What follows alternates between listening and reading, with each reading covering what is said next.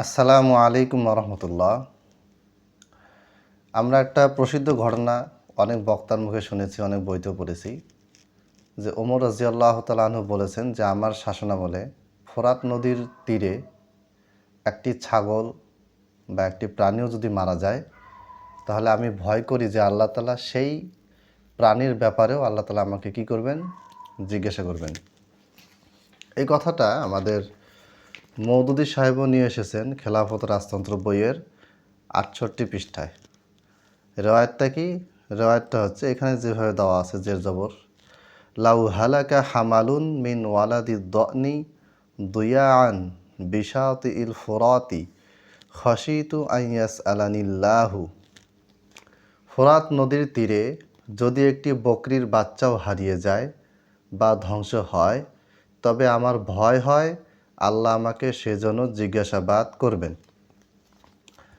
কিছু কিছু রায়তে উটের কথা আছে, আর একটা রাতে কুত্তার কথাও শুনলাম, কুত্তার বাচ্চা না কুত্তা, তো ওটার কোনো সনদও পাইনি।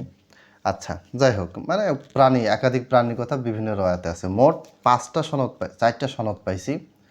4টা সনদের বর্ণনাগুলিতে শব্দের হেরফের কম বেশি আছে। সবগুলি সনদে যতগুলি রাবি আছে সবগুলোতে প্রবলেম আছে। এটা হাসান লিগাইরি হওয়ার উপযুক্ত নয়। যারা হাসান লিগাইরি একাধিক জয়ীফ রায়াতকে এক জায়গায় নিয়ে এসে হাসান লিগাইরি মানেন, তাদের উসুল মোতাবেকও এটা হাসান লিগাইরি হয় না। আর আমি যে উসুল মেনে চলি যে একাধিক জয়ীফ মিললে আসলে হাসান হয় না, জয়ীফই হয়, এই উসুল মোতাবেক তো এটা তো সহি না, একবারেই হাসান লিগাইরি হয় না, জয়ীফই থেকে যায়।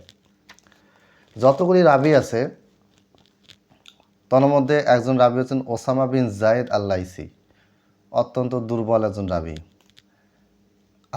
আরেকটা সমস্যা হচ্ছে ইনকিতা বাইনা হুমায়দ ও ওমর।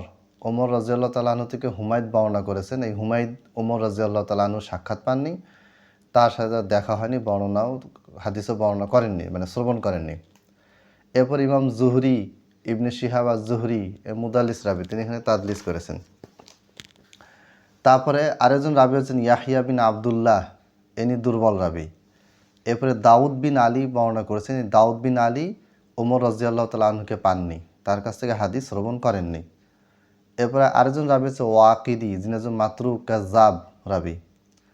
এরপরে হাসান বসরি রহিমাহুল্লাহ তিনি বর্ণনা করেছেন, তিনি আবার ওমর রাদিয়াল্লাহু তাআলা আনহুর হাদিস পাননি, তার হাদিস তিনি পাননি, এবং অধিকাংশ মুহাদ্দিসের মতে তিনি ওমর রাদিয়াল্লাহু তাআলা আনহুর জামানাও পাননি। এরপরে সর্বশেষ যে রাবি আছে দুর্বল রাবি, মানে অত্যন্ত দুর্বল, কেউ কেউ কাযযাব বলছে, তিনি হচ্ছেন আব্দুর রহমান বিন জায়েদ বিন আসলাম। কাযযাব বলতে মাতরুক রাবি বলেছেন, অধিকাংশই কাযযাব বলেননি, সরি। তো এই মোটামুটি 9টা রাবির সমস্যা। ওসামা বিন জায়েদ, হুমায়দ এবং ওমরের মাঝখানে ইনকিতা, জুহরি মুদাল্লিস, তারপরে ইয়াহিয়া বিন আবদুল্লাহ দুর্বল রাবি, দাউদ বিন আলী ইনি দুর্বল রাবি, প্লাস দাউদ বিন আলীর সাথে ওমরের হাদিস শ্রবণ প্রমাণিত না, ওমর থেকে দাউদ বিন আলী হাদিস শ্রবণ করেছেন, এটা প্রমাণিত না। এবার ওয়াকিদি একজন মাতরুক রাবি, তারপরে আপনার হাসান বসরি রহিমাহুল্লাহ এবং ওমর রাদিয়াল্লাহু আনহুর মাঝখানে হাদিস শ্রবণ হয়নি, হাদিস শ্রবণ করেননি। এবং সর্বশেষ যে রাবির সমস্যা আব্দুর রহমান বিন জায়েদ বিন আসলাম, তিনি অত্যন্ত দুর্বল রাবি, সমালোচিত মাতরুক রাবি। তাহলে এই যে প্রসিদ্ধ ঘটনাটা আমরা শুনে আসতেছি, এটা সহিহ নয়, প্রমাণিত নয়। এই বর্ণনাটা মওদুদী সাহেব পেয়েছেন কোথায়? কানজুল উম্মাল ৫ম খণ্ড হাদিস 2512। ওই সেম প্রবলেম, আবার এই কানজুল উম্মাল।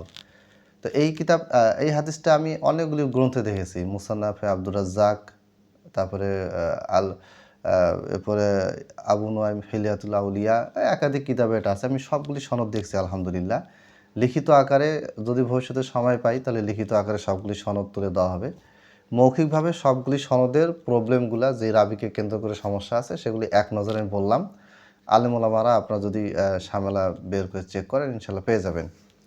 তো এই রেওয়ায়তগুলির যে এই যে সমস্যা, এতগুলি প্রবলেম, যতগুলি রেওয়ায়ত আছে, বর্ণনা আছে, এই বিষয়ে যতগুলি সনদ আছে, সবগুলি বাতিল, সবগুলি অগ্রহণযোগ্য। এই জিনিসগুলি মওদুদী সাহেব কোনোভাবেই চেক করেননি। কথাটা ভালো মনে হচ্ছে, কিন্তু আমার কথা হচ্ছে ওমর রাদিয়াল্লাহু তাআলা আনহু যে কথা বলেন নাই, সেটা কেন আমি তার দিকে নিসবত করব, তার দিকে সম্বন্ধিত করব? তিনি অবশ্যই ন্যায়পরায়ণ শাসক ছিলেন। একটা পিঁপড়াও যেন অন্যায়ভাবে না মরে সেই ব্যাপারে তিনি সতর্ক ছিলেন। তো এটার জন্য ওনার সহি ঘটনাগুলি, হাসান সনদে, গ্রহণযোগ্য সনদে বর্ণিত ঘটনাগুলি আপনি পড়েন, সেগুলি বলেন। আপনি ওই যা পেয়েছেন যেখান থেকে যা মন চায় তুলে দিছেন। সামনে আরও অনেক ভয়ঙ্কর রেওয়ায়েত বর্ণনা আসবে ওসমানের বিরুদ্ধে, মুয়াবিয়ার বিরুদ্ধে, এজিদের বিরুদ্ধে, আরও বিভিন্ন সাহাবীর বিরুদ্ধে বেশ কিছু ভয়ঙ্কর বক্তব্য, ঈমান চলে যায় এরকম কুফরি কথাবার্তা এই বইতে আছে। সেগুলি আমরাও তাহকিক পেশ করব ইনশাআল্লাহ। আজ এ পর্যন্তই। আসসালামু আলাইকুম ওয়া রাহমাতুল্লাহি ওয়া বারাকাতুহু।